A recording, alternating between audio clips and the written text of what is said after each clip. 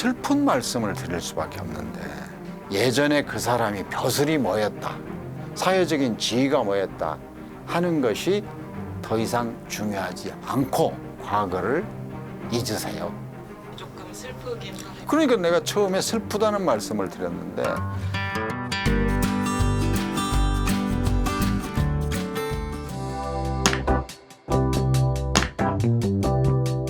지금 이 새멋 프로그램에 우리 시청자 여러분께 꼭 드리고 싶은 말씀이에요. 새멋이에요, 새멋. 그런데 많은 분들이 AI 그러면 그거는 내 자식이나 손자 세대가 할 일이지, 나는 AI 안 하고 그냥 대충 살다 죽을래, 그런 건 아니다. 이제 AI가 에이 나는 안 하고 살다 죽을래, 그 AI가 아니고 에이 나도 해야 되는 그런 시대를 우리는 살고 있다. 왜냐? 이제는 자기 남은 삶이 얼마인지 모르지만 AI를 전혀 모르고 살기에는 세상의 모든 부문에 AI가 침투해 있기 때문에, 간단히 말씀드리면 AI에 무식하면 마치 글자를 모르면 문맹이듯이 AI 문맹이 되면 손자한테도 무시받을 수밖에 없는 세상이 됐다는 말씀을 드리고 싶습니다. 시니어들에게 유익한 AI 기능이나 추천할 만한 사용법 같은 게 있을까요? 기성복과 맞춤복을 이야기할 수밖에 없어요. 저는 체형이 표준형이기 때문에 옷을 맞춰 입을 필요가 없어요. 대충 양복 파는 데 가서 그 중에 찾아보면 딱 하나, 바지에 단을 줄이기만 하면 대충 다 맞아요. 그런데 지금 새멋 시청자 여러분 모든 사람에게 이런 AI는 꼭 하셔야 돼요. 이런 거는 하실 필요 없어요. 이런 건 없는 거예요. 지금 새멋 시청자들이 모두가 다 상황이 달라요. 어떤 사람은 자기가 살아온 인생에 컴퓨터 사이언스나 아티피셜 인텔리전스, 인공지능하고 관련된 삶을 살아오신 분한테는 제가 더 이상 말씀드릴 필요가 없는 분이 계시고, AI가 뭐야? 나는 전화기 기능도 전화할 때 말고는 안 쓰는데 무슨 스마트폰에 그 비싼 걸 사가지고 나는 전화할 때밖에 안 써. 이런 분한테 이런 건 꼭 하세요.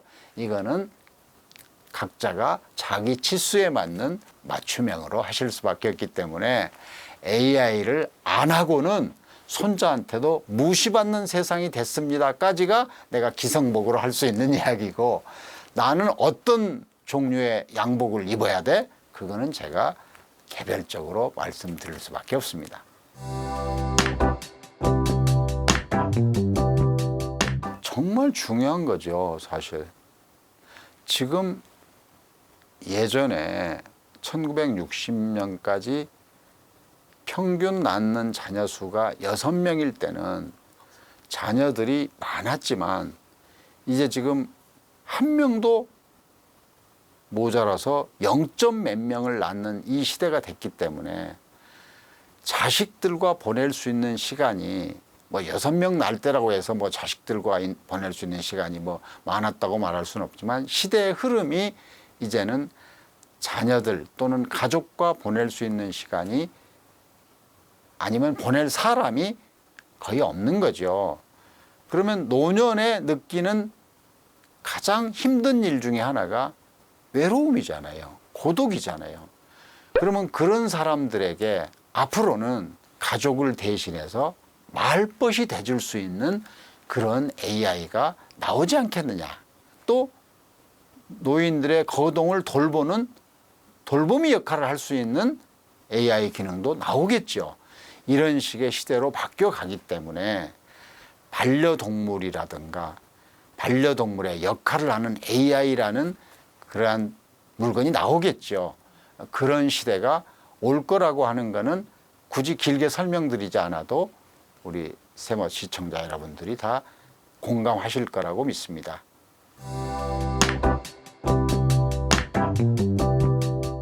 질병이라는 표현보다 저는 긍정적으로 건강이라는 얘기를 하고 싶습니다. 건강에 대해서 관심을 갖자는 얘기는 병이 나기 전에 예방을 하는 노력을 하자는 뜻이에요. 병이 났을 때 병원에 가서 치료하자는 건 두 번째 단계예요. 그러면 평소에 내가 운동하는 시간이 부족하게 살고 있다. 그렇다면은 돈 안 들이고 할 수 있는 운동도 있을 수 있지 않습니까? 간단히 말하면 식사 후에 단 10분, 20분이라도 걷는 거.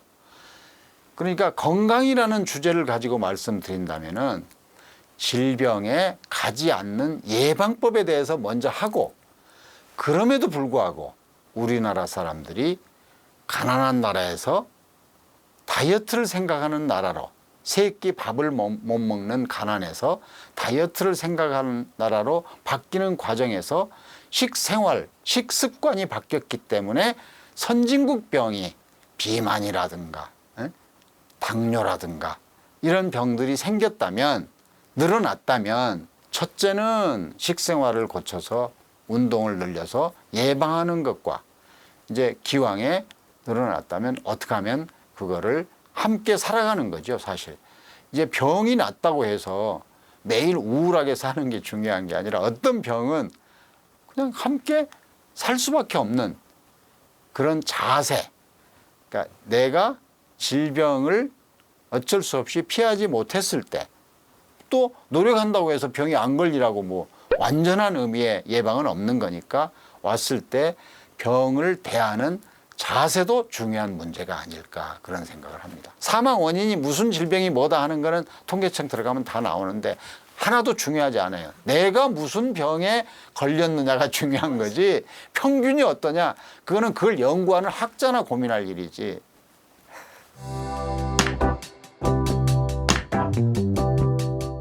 좀 슬픈 말씀을 드릴 수밖에 없는데, 인간이란 아주 젊어서 학교 다닐 때는 공부 잘하는 사람이 최고예요.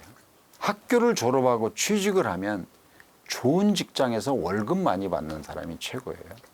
자녀들이 크면 이제 반대로 자녀가 좋은 학교 가서 좋은 데 취직해서 부모가 고민하지 않게 시집장가 가는 게 이게 이제 또 어깨에 힘이 들어가는 거예요. 이런 과정을 한 단계를 다 거치고 나면 퇴직이라는 과정이 있고, 나이 들어서 자녀들이 돌볼 수 없게 되면 요양원이 됐건 뭐 그런데 가게 되겠죠. 그런데 가면 예전에 그 사람이 벼슬이 뭐였다, 사회적인 지위가 뭐였다 하는 것이 더 이상 중요하지 않고, 병실에 있는 사람들, 요양원에 있는 사람들끼리의 계급은 누가 자식이 많이 찾아오느냐, 누가 때 됐을 때 간식을 한 번이라도 쏘느냐, 이거에 따라서 계급이 나눠진다는 거기 때문에, 자, 나는 현역일 때 이런 자리였는데 과거를 잊으세요. 그렇다고 그럽니다. 나는 아직 요양원에 안 가봐서 모르지만. 어찌됐든 누가 가장 많이 찾아오느냐, 그 다음에 누가 귀에 있을 때마다 간식을 쏘느냐. 그럴 수밖에 없지 않겠어요? 그럴 것 같아요. 근데 간식을 쏘느냐는 좀 이해가 되는데, 누가 얼마나 찾아오냐에 따라 계급이 나뉜다는 게 조금 슬프긴 하네요. 그러니까 내가 처음에 슬프다는 말씀을 드렸는데, 그 전에 막 바로 들어와 가지고는 내가 전직이 뭐라고 어깨가 딱 힘이 폈는데, 한 달, 두 달, 석 달이 돼도 그 자랑하던, 자기가 잘 키워서 잘 됐다고 자랑하던 아들, 딸이 한 번도 안 찾아오면 그래 뭐해? 그러면 그 사람은 자기가 처음에 이야기했던, 자랑했던 내용이 아무 의미가 없게 되는 거죠. 슬픈 이야기죠, 사실.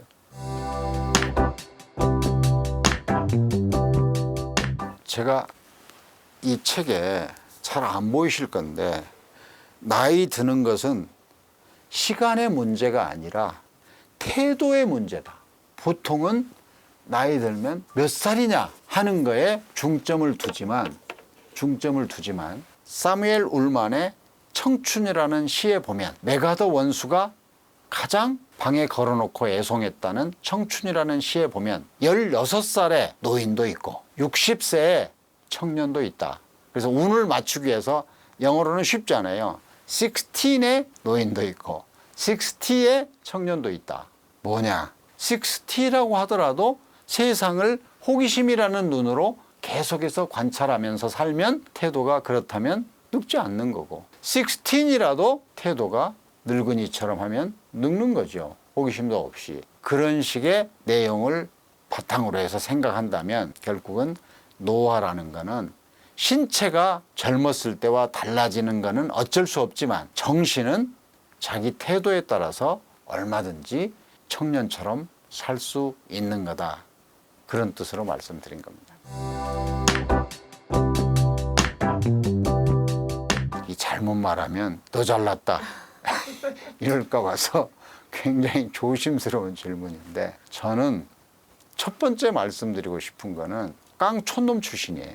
그러니까 제가 국민학교, 요즘에 초등학교를 한 2km 이상을 걸어서 다녀야 되는 촌놈 출신이에요. 그렇기 때문에 그 덕분에 다리가 튼튼하지 않겠어요? 그러니까 지금도 걷는 게 일상화되어 있는 거예요. 그러니까 많은 사람들이 성공을 하면 자기가 어떤 장소에서 딱 나오면 기사가 쫙 와서 대기하는 거를 호강이라고 생각해요. 나는 다리가 떨리기 전에 튼튼하게 걷는 게 호강이라고 생각하는 거예요. 정신건강이란 이런 거예요. 세상을 사는 두 가지 방법이 있어요.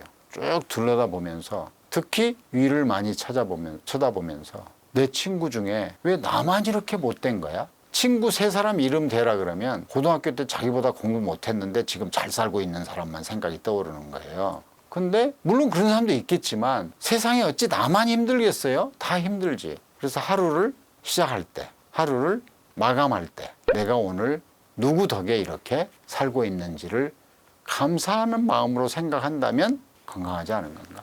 그런데 불만, 나는 왜 이래? 이런 생각을 한다면 아무리 가진 게 있더라도 행복해지기는 힘들겠죠. 그러니까 자기가 가진 거를 바라보고 사는 삶은 행복한 거고, 안 가진 거를 계속 찾아내면은 행복하기 힘들겠죠. 이게 제가 생각하는 정신건강이에요. 이 대목에서 내가 추가로 한 말씀 드린다면, 많은 한국 사람들이 적극적 사고방식, 포지티브 띵킹에 대해서 오해를 하고 있습니다. 앞으로 좋은 일만 있으세요. 그런 거짓말은 세상에 없어요. 인생을 살다 보면 좋은 일도 있고 굳은 일도 있는 게 인생이다 라는 거를 받아들이는 게 포지티브 띵킹이에요. 세상에 제일 한심한 거짓말이 좋은 일만 있으세요. 그런 일은 없어요. 내가 생각하는 많은 원인은 비교를 이렇게 하기 때문이에요. 사람들은 내가 어려서 3끼 밥을 못 먹고 한 끼 정도는 고구마에다가 김치 감아서 먹던 시절과 오늘의 나와를 비교하는 게 아니라, 오늘의 나와 오늘의 내 친구 중에 예전에 나보다 못했는데 잘한 사람과 비교하는 경향이 있기 때문에 매일 행복하기가 힘든 거예요.